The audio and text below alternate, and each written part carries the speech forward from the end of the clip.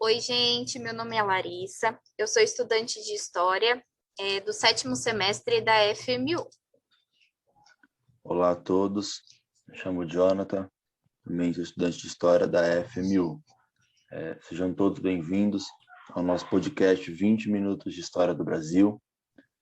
Esse podcast ele faz parte do projeto Humanas e Manas, né, que é o projeto para substituir o nosso estágio supervisionado, que era a gente está realizando presencialmente.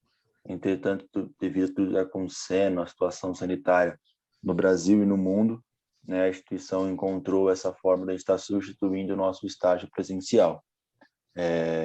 O nosso projeto ele é voltado para turmas do terceiro ano do ensino médio, mas caso você já tenha concluído o ensino escolar ou ainda não esteja no ensino médio, você pode estar sim participando, né, acompanhando a gente sem problema nenhum. Só peço que você acompanhe os anteriores para ter uma compreensão maior do que nós estamos trabalhando, discutindo aqui, e também acompanhe o próximo, né, que é o nosso último. Esse é o podcast de número 19, né? Estamos terminando aí os nossos podcasts, mas fica o convite da mesma forma. Como o próprio nome diz, o nosso podcast ele fala da história do Brasil, mais precisamente da história moderna, né, do Brasil, a partir do governo do Juscelino Kubitschek, né? Então a gente falou um pouco do contexto histórico, da economia do governo JK, sobre o Jânio Quadros, sobre o governo do João Goulart, né, até o golpe civil-militar. Entramos propriamente na ditadura, né, sobre os movimentos culturais, sobre os movimentos operários, sobre a censura, né? Então a gente trabalhou bastante esses pontos que ocorreram durante o período ditatorial, e nós estamos chegando aqui no momento da redemocratização e as sequelas que ficaram do período ditatorial no nosso Brasil até hoje, né? Então a gente vê como algo distante o período ditatorial, mas ele ainda é muito vivo, ainda é muito efervescente, né, nos nossos dias ainda. E a gente vai, neste podcast e no próximo, debater um pouco mais, discutir um pouco mais, né, essas sequelas com vocês. Isso mesmo, como o Dianta falou, né, esse é o nosso penúltimo podcast, e esse podcast, no próximo, a gente vai tratar um pouco sobre as sequelas desse período ditatorial no Brasil. É muito importante a gente entender, né, e eu acho que deu para perceber, para quem acompanhou os podcasts anteriores, o quanto esse período da história do país foi um período muito turbulento e complicado em várias áreas, né? Na área da arte, da cultura, da música, a questão social, para a classe trabalhadora. Foi um período muito difícil e muito conturbado, né? A gente viu que, por exemplo, né, uma das coisas que ficou como sequelas para o Brasil foi a questão da dívida externa do país, né? Que deixou aí um rombo nas contas, né? A moeda extremamente desvalorizada. Para vocês terem noção do que a gente está falando, eu peguei alguns dados aqui, são dados fornecidos pela FGV, tá, gente?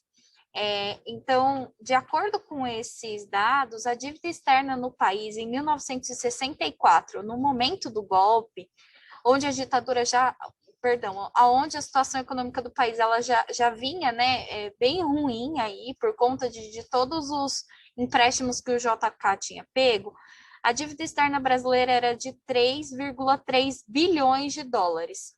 Em 1984, né, que foi quando institucionalmente a ditadura teve um fim, a dívida externa ela já estava na casa dos 102,2 bilhões de dólares. Né? Então, num espaço de 20 anos, olha o quanto aumentou, né? Foram quase 100 bilhões de dólares que o Brasil estava devendo para fora. Além disso, né, outra questão também que estava muito ruim era a questão da desigualdade social, né? Existe um índice que ele se chama índice Gini, GINI, né? Esse índice ele mede a desigualdade social no mundo, né? Então, esse índice vai de 0 a 1. E quanto mais perto de 1, mais um país é desigual, né? Tem uma péssima distribuição de renda. Em 1964, o Brasil, no índice Gini, ele estava em 0,54. Em 1984, o Brasil foi para 0,59, né? Pode parecer pouca coisa, né? Porque se você olhar, são 5 décimos nessa escala. Mas, gente, é muita coisa. Isso significa que quem é rico, nesse período ditatorial, ficou muito mais rico. Houve uma concentração de renda para as pessoas que já tinham um bom poder aquisitivo e a população pobre ficou mais pobre. Isso é muito preocupante. E foi uma sequela deixada pelo período ditatorial e que veio se arrastando, né? A gente teve algumas políticas públicas no meio do caminho até hoje para tentar amenizar, né, essa desigualdade social, que não é só desse período, né? Acho que vale ressaltar aqui que não foi a ditadura social que criou a desigualdade social no Brasil. Não é isso, mas ela com certeza agravou ainda mais o que já estava ruim. Exatamente, né? Como a Larissa bem pontuou, o Brasil ele está em uma dívida gigantesca, né? E isso leva, de fato, a uma falência da economia no Brasil, né? O Brasil ele está definitivamente quebrado. Mas só para você ter uma noção, durante o governo Sarney, que é o primeiro governo pós-fim da ditadura, para explicar dar um pouco mais de detalhes aqui do que a Lara já trouxe para a gente, o PIB no Brasil ele cresce 22% em 6 anos. Porém, a inflação ela bate mais de 1000% ao ano. Por quê? Porque todo esse PIB, todo esse crescimento do PIB, ele está fixado na concentração de renda. Então, é muito dinheiro na mão de poucos. Então, poucos têm muito, muito, muito, muito dinheiro, enquanto a imensa maioria não tem nada, né? Durante o final dos anos 80, começo dos anos 90, meu pai, eu conversa um pouco com ele sobre isso, e ele trabalhava no açougue nessa época. E ele falou que ele recebia as carnes, né, de manhã e colocava um preço. Dava meio-dia, ele já tinha que trocar esse preço, porque já era outro preço. Dava 2 da tarde, já era outro preço, né? Então, a gente consegue perceber que, de fato, a oscilação nos preços era muito grande, a inflação era muito grande, né? O povo, definitivamente, nesse momento, se já vinha se arrastando essa desigualdade antes da ditadura militar, agravou demais nesse período. Porque enquanto as Exatamente. empresas O internacionais... salário não acompanhava a inflação, né? Isso é muito Exatamente. importante a gente dizer. Exatamente, né? Não acompanhava. Então, de fato, o povo mais estado realmente sofria ainda mais com essa inflação, esse custo absurdo, né? Dentro desse cenário, o governo pós-ditadura ele tenta encontrar meios para tentar dar uma estabilizada e tentar encontrar algum caminho para retomar uma economia estável, né? Uma das medidas é o congelamento de preços e salários, né? Então, para tentar dar uma estabilizada, né? Isso leva o Brasil a ser, de fato, um país com recursos, né? Utilizando muito o FGTS, que já se utilizava durante a ditadura militar, passou ainda a ser mais utilizado pós o período ditatorial no Brasil. É um grande recurso, né? A gente falou um pouco do FGTS, entrou um pouco em detalhes, mas é o que nós chamamos de poupança forçada, né? É aquele valor que é descontado do trabalhador de todos os meses para uma poupança no governo, que você pode estar retirando depois para alguma emergência, para comprar um carro, né, para entrar numa casa ou algo do tipo. e aí, enquanto você não usa, o governo ele vai utilizando desse valor. Então, esse foi um dos meios que o governo encontra nesse momento para tentar ter recursos, que de fato não tinha. E com a agência era muito grande, você diminui o investimento, porque o investidor de fora, ele olha e pensa, pô, não tá valendo a pena, porque aqui o pessoal não está tendo poder aquisitivo, o pessoal não está consumindo, o pessoal não está comprando, e eu vou investir lá e não vou ter retorno a curto prazo. Então, isso tudo vai, né, juntando nesse cenário que já é um cenário caótico, né, que a gente vive no Brasil. Então, a construção também de moradia, né, é uma saída também de promover empregos, de promover os mais diversos empregos, né, seja do pedreiro, seja do pintor, seja do faxineiro, para tentar, de fato, aquecer a economia, e isso ajuda muito, né, são mecanismos ali para dar uma estabilidade econômica, e também acaba melhorando a relação com o exterior, né. Entretanto, também é um período de planos econômicos fracassados também, né? Até o surgimento do Plano Real, tivemos uma série de planos econômicos ali que não obtiveram sucesso e que atrapalharam ainda mais nesse processo de retomada da economia, nesse processo de retomada do trabalho, de retomada de salários minimamente dignos, né? De reajustes salariais. Então, esse período ele aborda muito essa de pôr o pé no chão, olhar para a dívida e tentar encontrar maneiras de se encontrar, né? Do Brasil realmente se encontrar e voltar para uma economia estável e que tenha, de fato, retornos. Sim. Como a Jonathan falou, a inflação ela dispara nesse período. Para vocês terem uma ideia, a inflação em 1964 ela estava 85,6% ao ano.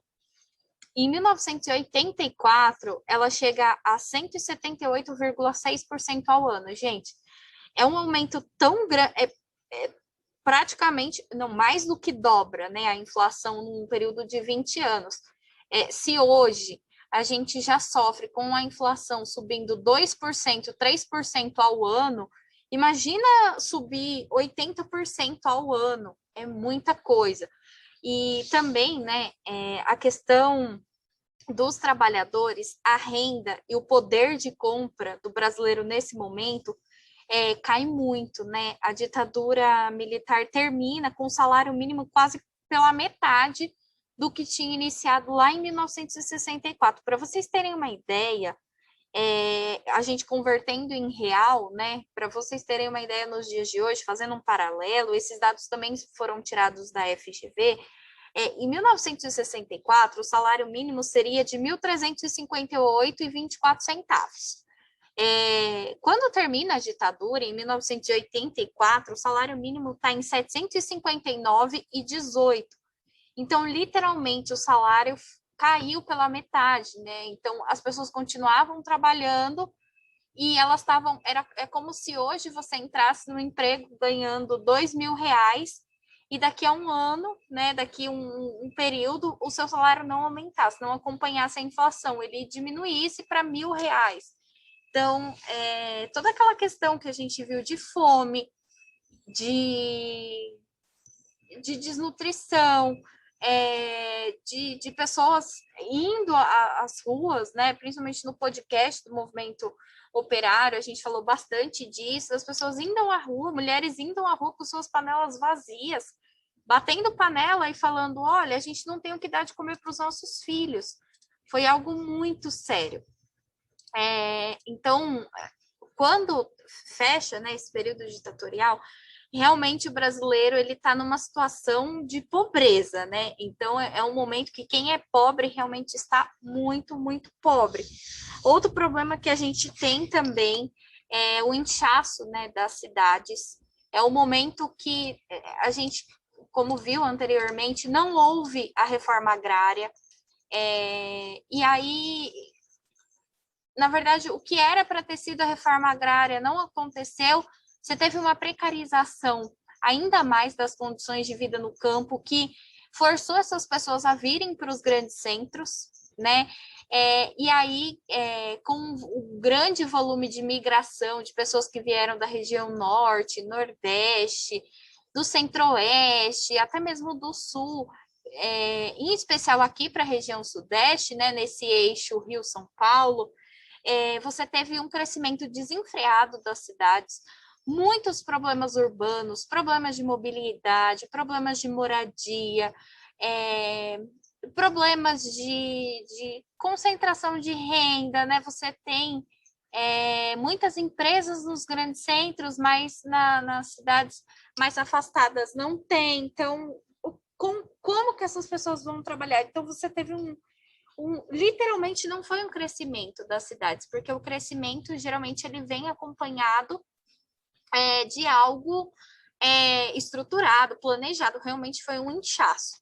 E outra coisa também que ficou aí como uma sequela da ditadura foi a corrupção, né? Que ela já vem no nosso país há muitos e muitos séculos, mas foi um momento onde houve superfaturamento de obras, desvio de dinheiros públicos, muitos militares enriqueceram nesse momento por conta desses desvios, tirava dinheiro público e aplicava, né, em negócios seus privados, a questão das grandes empreiteiras, e lembrando que tudo isso, né, toda essa corrupção, ela literalmente ficou a conta para que os brasileiros como um todo pagassem, porque os militares não foram punidos por isso.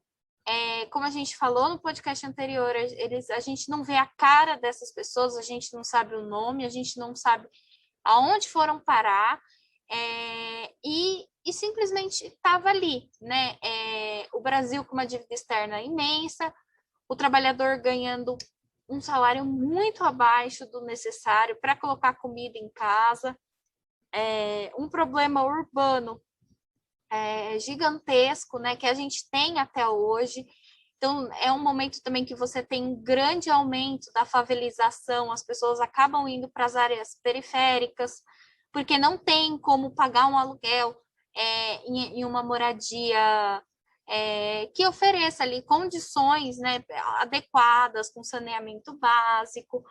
Então, realmente, os militares deixam o poder, mas as sequelas do que eles fizeram nesse período, tudo que roubaram, tudo que foi feito, sem contar as pessoas que perderam as suas vidas, perderam seus filhos, perderam seus maridos, perderam seus amigos, sem contar essas pessoas que, além de tudo isso, ainda tinham que lidar com a dor do luto, né, e da agonia de ter um ente querido seu desaparecido, porque você não tinha nem documentação se essa pessoa foi presa, se ela estava presa, se ela foi exilada, se ela foi morta, o que aconteceu com essa pessoa. Exatamente, né? O período de redemocratização e os anos seguintes ao fim da ditadura é um período também de esquecimento, né? Então, esse esquecimento, ele é uma prática que é recorrente até os dias de hoje, né? E ele foi tão bem feito que, nos dias atuais, muitos ainda pedem intervenção militar, muitos ainda pedem a volta do AI-5, muitos pedem o fechamento do STF, e muitos desses que pedem o fechamento são aqueles que, quando precisam, vão até o STF para se beneficiarem, né, quando querem. Então, de fato, a gente percebe que isso ainda é muito presente, ainda é muito vivo nos nossos dias, né? Só para reforçar o que a Larissa já trouxe em relação à inflação, que eu acho importante destacar, né? Para você ter uma noção e uma compreensão maior. Eu gosto sempre visualizar e imaginar quando a gente está dando algum exemplo de algo que aconteceu há muito tempo. A gente destacou aqui uma inflação com mais de 1000% ao ano. Nós estamos atualizados aqui no dia 3 de maio, para o mercado financeiro, uma matéria do G1, da Globo. Esse ano subiu de 5,1% para 5,4% ao ano, né? No ano de 2021, de inflação. De 5% a 1000% é um abismo que a gente não consegue imaginar, né? Então, se você fazer essa reflexão de você tentar imaginar isso nos dias atuais, imagina que loucura nós estaríamos vivendo, né? Que situação nós estaríamos vivendo ainda hoje, né?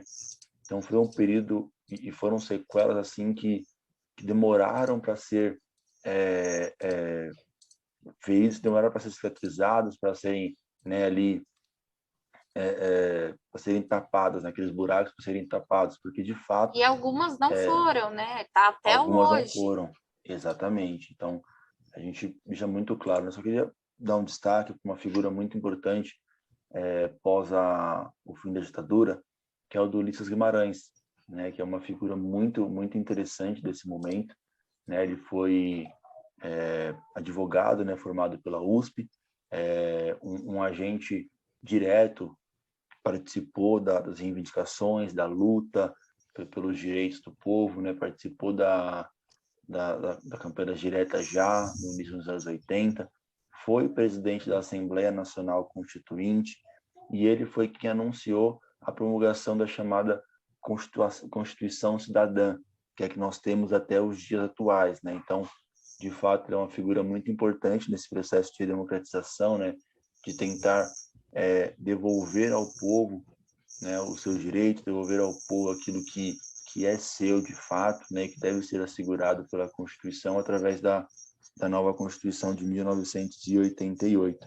Então a gente consegue perceber, né, que as sequelas são muitas, né, que ainda há um longo caminho a trilhar para a gente não esquecer o que aconteceu. Muito pelo contrário, deve ser lembrado, os rostos devem ser mostrados, os nomes devem ser citados, para que a gente trabalhe diariamente para que isso não torne a acontecer. E que tudo aquilo que levar ou trouxer qualquer referência a esse período, a esse governo, a essa forma de fazer governo, seja de fato, não dizer levado a sério no nosso meio, né? Podemos dizer assim, que a gente não leve a sério ideias como essa, que a gente pode perceber que o povo sofreu demais. É um período onde o povo sofreu muito, o povo pereceu de fato na mão de um governo, na mão de um sistema de governo, não de um governo em específico, mas de um sistema que se implantou, né? O governo que veio para trazer a democracia e ficou 21 anos procurando essa democracia para trazer, né? Então isso é de fato algo que devemos pensar e repensar continuamente. Exatamente. E aí, no próximo podcast, a gente vai falar um pouquinho sobre a questão da sociedade, né? Como que o autoritarismo ainda se fez e se faz presente na sociedade. É isso, gente. Se cuidem. E até o próximo podcast. Um abraço a todos. Se cuidem. Tchau. Oi, gente. Meu nome é Larissa. Eu sou estudante de História do 7º semestre da FMU. Olá a todos. Me chamo Jonathan. Também sou estudante de História da FMU. Sejam todos bem-vindos ao nosso podcast 20 Minutos de História do Brasil. Esse podcast ele faz parte do projeto Humanos e Manas, né, que é o projeto